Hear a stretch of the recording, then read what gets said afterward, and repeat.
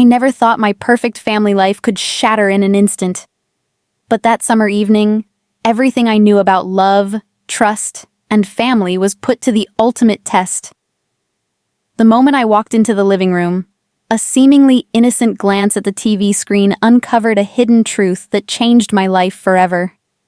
The warmth of my brother's laughter was a mask, hiding something I was never meant to discover. My name is Grace Simon, and growing up, I always believed my family was the epitome of perfection. We lived in a bustling city, filled with charm and opportunities. My parents, Thomas and Clara, were successful professionals. My father a sharp businessman, and my mother a gifted interior designer with impeccable taste. Despite their demanding careers, they made sure our family life was full of love and comfort. As the youngest of three, I was the cherished little princess. My two older brothers, Max and James, were not just siblings. They were my protectors, my confidants, and my closest friends. 2 years my senior, they had a bond with me that transcended the typical sibling relationship. Whether it was walking me to school, helping me with homework, or standing up for me when someone crossed a line, they were always there, ready to shield me from the world. Even during our family's happiest moments, my connection with Max and James felt different, special. Unlike my parents, whose love was expressed through providing stability and material comfort, my brothers' love was tangible. They showed it through small, thoughtful gestures. James would patiently teach me how to apply makeup when I felt insecure about my appearance, and Max had a knack for picking out clothes that made me feel confident and beautiful. They often competed for my attention, their playful bickering lightening up the mood at every family gathering. Sitting between them, enveloped in their warmth, was my favorite place to be. Their affectionate teasing, warm hugs, and unwavering support made me feel like I was truly their little princess. I never questioned the strength of our bond. It was pure, unshakable. At least, that's what I believed. Our lives seemed picture-perfect, an unbreakable bubble of love and happiness. But life has a way of testing the limits of even the strongest relationships. What began as innocent sibling love eventually became the source of my deepest pain. That summer, as the sun poured through the windows of our cozy home, my life took a turn I never anticipated. It started with a seemingly harmless moment, but ended with me questioning everything I thought I knew about family and love. Looking back, I realized the signs were there, subtle at first, but impossible to ignore as time went on. That summer, life seemed to carry on as usual. My parents were busy with work, often coming home late, leaving me to spend most of my time with Max and James. We would hang out, watch movies, and joke around like always. But beneath the surface of our seemingly happy routine, something began to change. I first noticed it when Max and James started acting more reserved. They would exchange glances that I couldn't decipher, and then quickly brush off my questions with a joke or a casual remark. I told myself it was nothing, just brothers being brothers, but a part of me couldn't shake the feeling that something was off. Max had always been the more outgoing of the two, constantly teasing me or dragging me into his antics. But now, he seemed distracted, quieter. James, who was usually my patient and understanding confidant, started avoiding long conversations. He'd cut our chats short or find excuses to leave the room. Their subtle shifts in behavior left me feeling uneasy, though I couldn't quite explain why. The real turning point came one quiet afternoon. I'd woken up late, as usual, and wandered into the living room, expecting to find them watching one of their favorite action movies. Instead, the scene on the screen made my breath catch in my throat. A romantic movie, the characters locked in an intimate embrace. My brothers, engrossed in the film, didn't notice me at first. When they did, their reactions were strange. James immediately placed a hand over my eyes, laughing awkwardly. "This isn't for kids, Grace," he said, his tone light but strained. I wriggled free, teasing. "I'm 18, remember? I can handle it." But as I looked up at the screen, something about the moment felt heavy, almost charged. It wasn't just the movie. It was the way they both avoided my gaze, their discomfort palpable. Later that evening, while helping my mom with dinner, I replayed the moment in my head. Was I overthinking things? My brothers had always been protective, almost overly so, but this was different. Their reactions, their awkwardness, it all felt so uncharacteristic. As the days passed, my unease grew. I started noticing little things that I hadn't paid attention to before. How Max would quickly change the subject when conversations got too personal, or how James would fidget nervously whenever we were alone. It was as if they were hiding something, and I couldn't help but feel it had to do with me. One night, I woke up to faint sounds coming from their room. At first, I thought it was just the TV, but as I listened closer, I realized the noises were different, muffled, intimate. My heart raced, and I felt a lump form in my throat. What was I hearing? Was it just my imagination playing tricks on me? I wanted to dismiss it, to convince myself it was nothing, but the growing tension in our home told a different story. I began to question everything, their behavior, our bond, the memories we'd shared. Had I missed something all along? My mind was a whirlwind of doubt and confusion. Every smile, every joke, every touch suddenly felt heavy with unspoken meaning. The closeness I had always cherished now felt complicated, even fragile. I didn't want to confront them, but the weight of my suspicions was becoming unbearable. The cracks in our perfect family life were widening, and I was terrified of what I might find if I looked too closely. It happened on a quiet summer evening. The golden light of the setting sun streamed through the living room windows, casting a warm glow over everything. Max and James were seated on the sofa, deeply engrossed in yet another movie. I had been upstairs in my room, but the sound of their laughter drew me down. Their laughter always had a way of making me feel safe, pulling me into their world of inside jokes and playful banter. As I entered the room, their eyes flicked toward me, and for a brief moment, I caught a flicker of something, an emotion I couldn't name. It disappeared almost instantly, replaced by their usual teasing smiles. "Here comes the little princess," Max announced dramatically, patting the space between them. James chuckled and added, "Your throne awaits." I laughed, rolling my eyes, but couldn't resist their invitation. I squeezed between them, leaning into Max's side. "What are we watching?" I asked casually, resting my head on his shoulder. James didn't answer right away, his eyes fixed on the screen. It wasn't until I glanced up that I realized why. They were watching another romantic movie. The scene playing out was intense, the characters' chemistry almost palpable. I felt a strange tension settle over the room, and for the first time, the closeness between us felt different. Max shifted beside me, clearing his throat.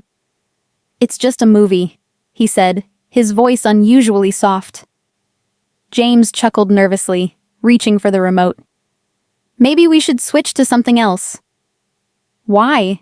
I teased, nudging James with my elbow. "It's not like I haven't seen stuff like this before." The words came out lighthearted, but the atmosphere in the room seemed to thicken. Neither of them responded, their silence speaking volumes.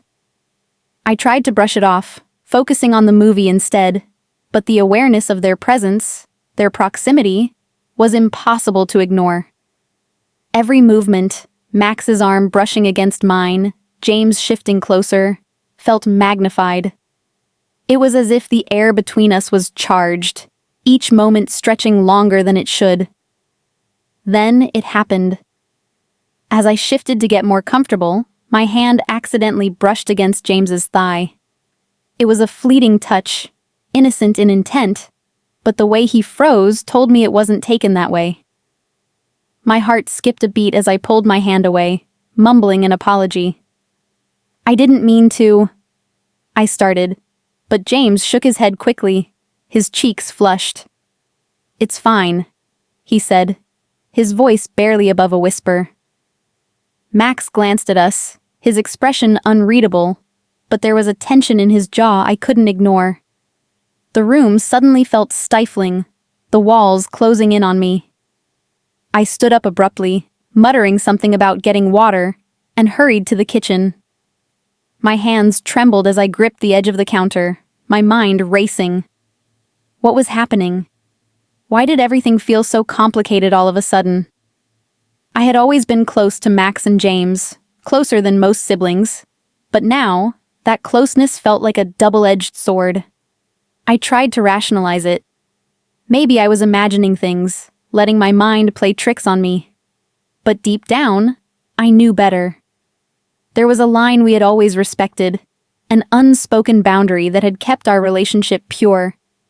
And tonight, for the first time, it felt like that line was starting to blur. When I returned to the living room, the atmosphere was different. Max and James were quieter, their usual playful energy subdued. They avoided my gaze, their focus on the movie. I sat back down, careful to keep some distance between us this time. But even then, I couldn't ignore the pull, the magnetic tension that seemed to draw us together no matter how much space I tried to put between us. Over the next few days, that tension only grew. Every glance, every accidental touch, every shared laugh felt heavier, charged with something unspoken. It was as if we were all dancing around the same unacknowledged truth, too afraid to confront it, but unable to escape it. One evening, as the three of us sat on the porch watching the sunset, James turned to me. "Grace," he said softly, his voice hesitant. "Have you been okay lately? You've seemed different." His question caught me off guard. "Different? What do you mean?" I asked, trying to keep my voice steady. Max leaned forward, resting his elbows on his knees. "You've just been quiet, distant. Is everything okay?" I hesitated, unsure of how to respond. Part of me wanted to tell them everything, the confusion, the guilt, the strange feelings I couldn't explain. But another part of me was terrified of what might happen if I did. "I'm fine," I said finally, forcing a smile. "Just tired, I guess." They didn't look convinced, but they didn't press me further. Instead, we sat in silence, the weight of everything unspoken hanging heavy in the air. That night, as I lay in bed, I couldn't stop thinking about the way they'd looked at me, the concern in their eyes, the hesitation in their voices. It was clear that they felt it too, this shift between us. And as much as I wanted to ignore it, to pretend that everything was still the same, I knew deep down that it wasn't. The closeness I had always cherished was becoming something else, something I didn't fully understand, but couldn't bring myself to resist. The evening started out like any other. My parents were out late at a dinner party, leaving the house unusually quiet. Max, James, and I decided to watch a movie together in the living room, a familiar tradition that had always brought us closer. But tonight, there was an undercurrent of tension that none of us could ignore. It was in the way Max's laugh sounded more forced than usual, in the way James fidgeted with the remote, and in the way my heart raced every time their eyes met mine. We settled into our usual spots on the couch, me between them, as always. The movie started, but I barely registered what was happening on the screen. All I could focus on was the palpable energy in the room, the way every accidental touch seemed to linger just a second too long. About halfway through the movie, Max suddenly stood up. "I need some water," he muttered, disappearing into the kitchen. James glanced after him, then turned to me. "You okay?"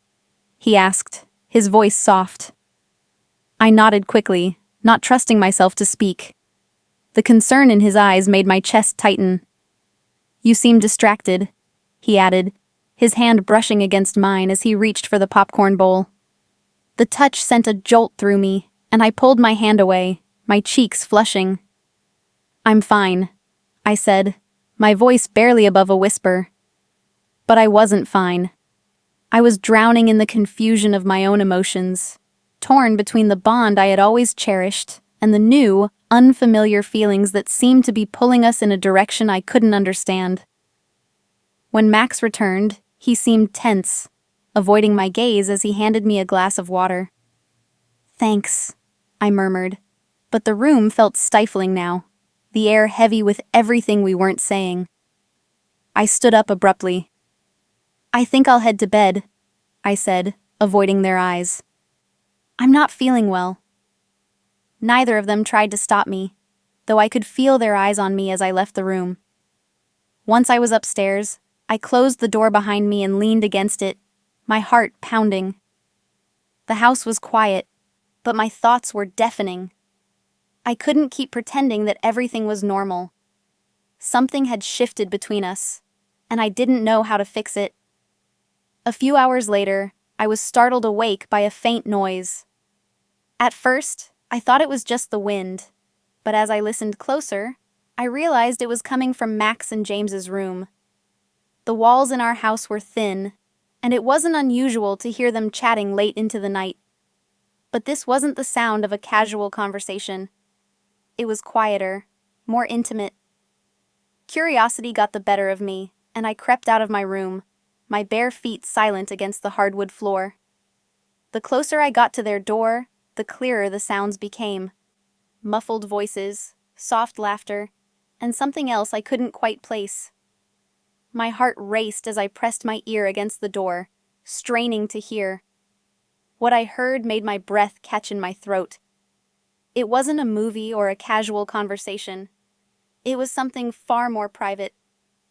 My cheeks burned as I realized what I was hearing, and I backed away from the door, my hand over my mouth to stifle a gasp. I should have gone back to my room, but instead, I stood there, frozen. A part of me wanted to confront them, to demand an explanation, but another part of me was terrified of what I might uncover. The brothers I had always looked up to, the ones who had protected me my whole life, suddenly felt like strangers. Before I could decide what to do, the door opened. James stood there, his eyes wide with shock. "Grace," he whispered, his voice shaky. "What are you doing?" I heard," I stammered, unable to form a coherent sentence. Behind him, Max appeared, his face pale.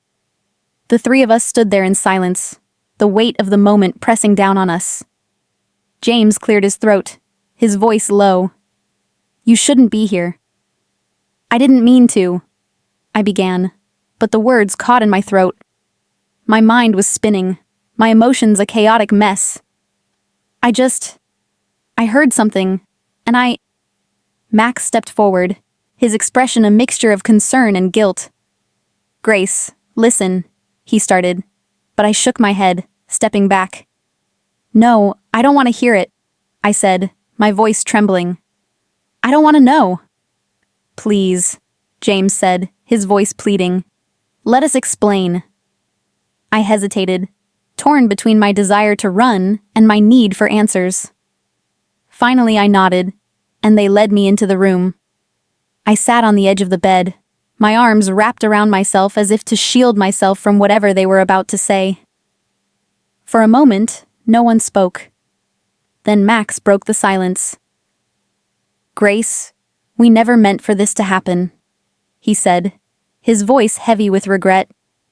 "We've always loved you, and we thought we could keep things the way they were.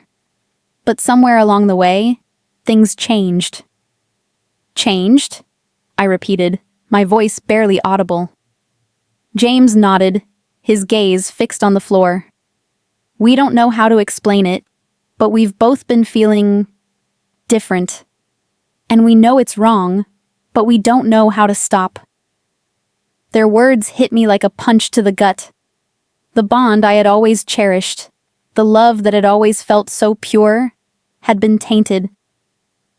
"Why didn't you tell me?" I asked, my voice breaking. "Because we didn't want to hurt you," Max said, his eyes filled with pain. We didn't want to lose you." Tears filled my eyes as I looked at them. "You didn't want to hurt me?" I said, my voice rising. "Do you have any idea what this is doing to me?" They both looked away, their guilt written all over their faces. "We're sorry," James said softly. "We never wanted it to be like this." I stood up, my hands trembling. "I need time," I said, my voice shaking. "I need to think." Neither of them tried to stop me as I walked out of the room, their silence echoing in my ears. Back in my room, I sat on the edge of my bed, my mind racing. The brothers I had always trusted, the ones who had always been my rock, had crossed a line I never thought they would. I didn't sleep that night. The weight of everything I had discovered hung heavy over me, and I couldn't escape the feeling that my world had been irreparably changed. The morning after the revelation was eerily quiet. I stayed in my room long after the sun had risen, my mind replaying the events of the night before like a broken record. Every word, every glance, every emotion lingered, heavy and unresolved. I couldn't shake the feeling that the foundation of my family had shifted beneath me, leaving me stranded and uncertain of where to go next. When I finally emerged, the house felt suffocatingly still. My parents had left early for work, and the only sounds were the occasional creak of the floorboards and the faint hum of the refrigerator. I found Max and James sitting at the kitchen table, their faces a mixture of guilt and concern. They looked up as I entered, their eyes silently pleading for understanding. "Grace," Max started, his voice soft but strained. "We need to talk." I hesitated, my instinct urging me to retreat, but I knew we couldn't avoid the conversation forever. I sat down across from them, keeping my distance. The silence stretched uncomfortably before James finally spoke. "We're sorry," he said, his voice cracking. "We never wanted things to get this complicated." Complicated didn't even begin to describe it. I stared at them, my heart aching with a mix of anger, confusion, and sorrow. "You should have told me," I said, my voice barely above a whisper. "Instead, you let things spiral out of control." Max ran a hand through his hair, his frustration evident. "We didn't know how to, Grace. We were scared. Scared of what it would do to you, to us, to our family." "And now?" I asked, my gaze piercing. "What happens now?" They exchanged a glance, their expressions heavy with uncertainty. "We don't know," James admitted. "But we want to make this right. We just don't know how." Their words hung in the air, offering little solace. I stood abruptly, the chair scraping loudly against the floor.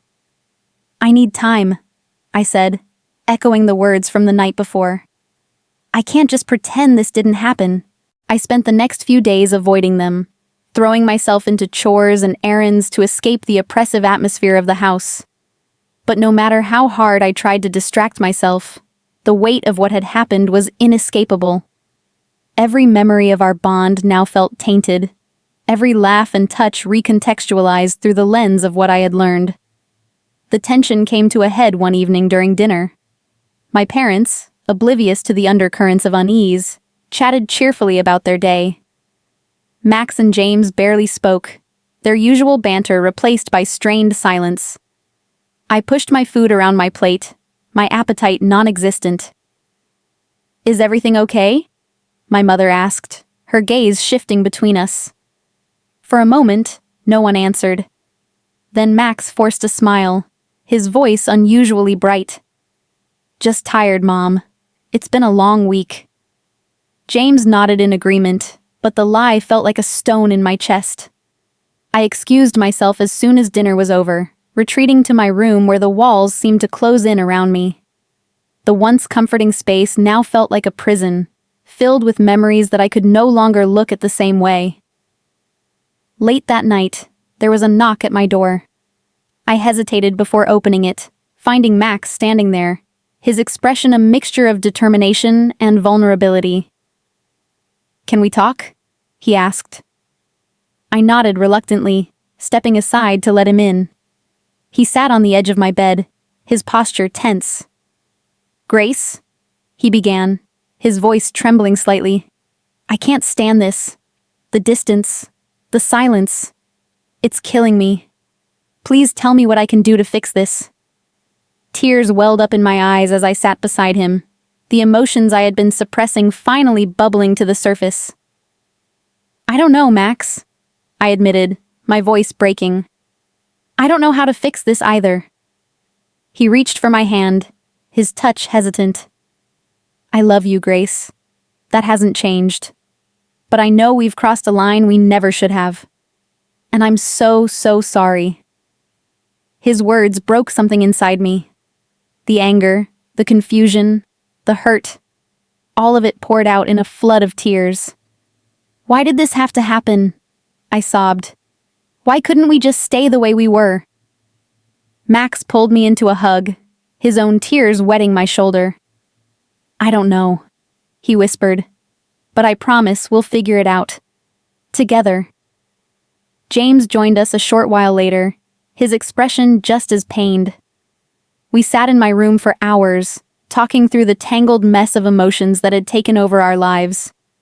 It was messy and uncomfortable, but it was a start. In the weeks that followed, we worked to rebuild our bond, though it would never be the same. Max and James became more cautious, their protectiveness tinged with guilt. I, too, found myself keeping them at arm's length, unsure of how to navigate this new dynamic. The unspoken tension lingered, a constant reminder of the boundaries we had crossed. But slowly, we began to heal.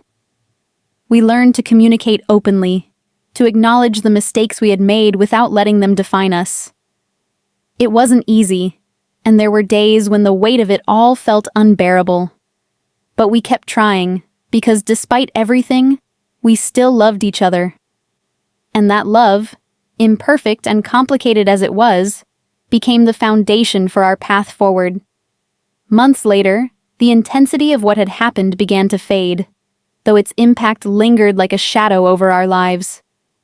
We'd taken steps to repair the fractures in our relationship, but some wounds run too deep to fully heal. I couldn't look at Max or James the same way anymore, and I'm certain they felt the same.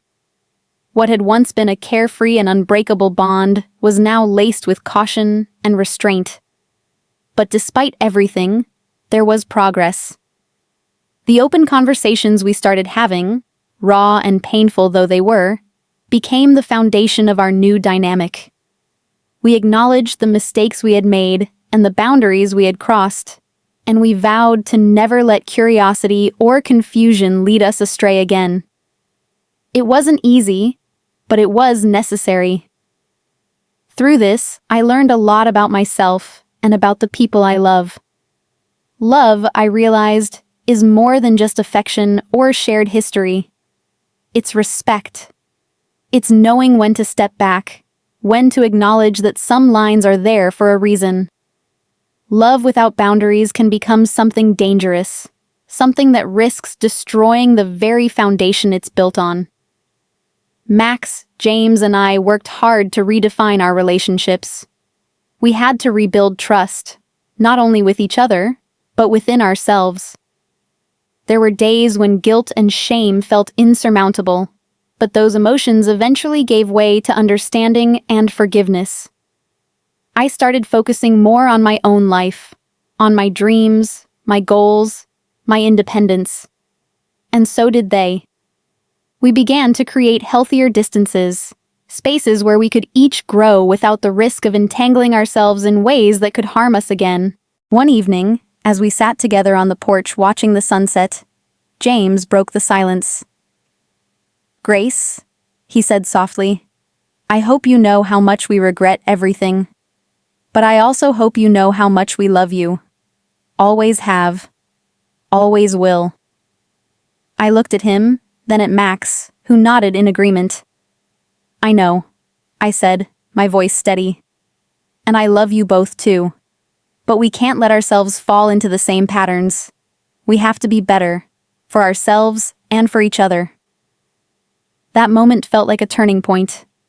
It didn't erase the past, but it allowed us to move forward, one step at a time.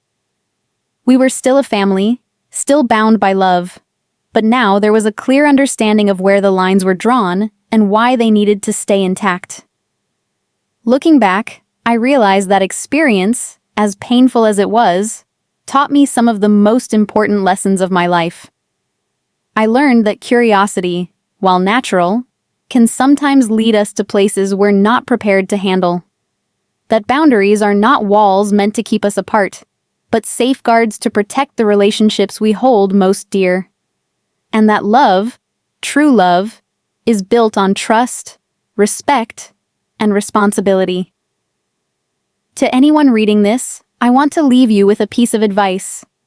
Cherish the relationships you value most, but never forget to honor the boundaries that keep them healthy.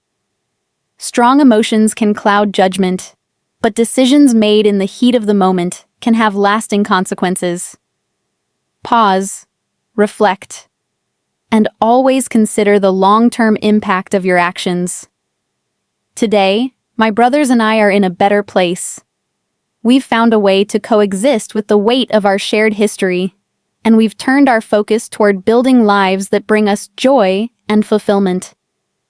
The pain of what happened will always be a part of our story, but it doesn't define us. What defines us is how we chose to rise from it, to learn, to grow, and to move forward.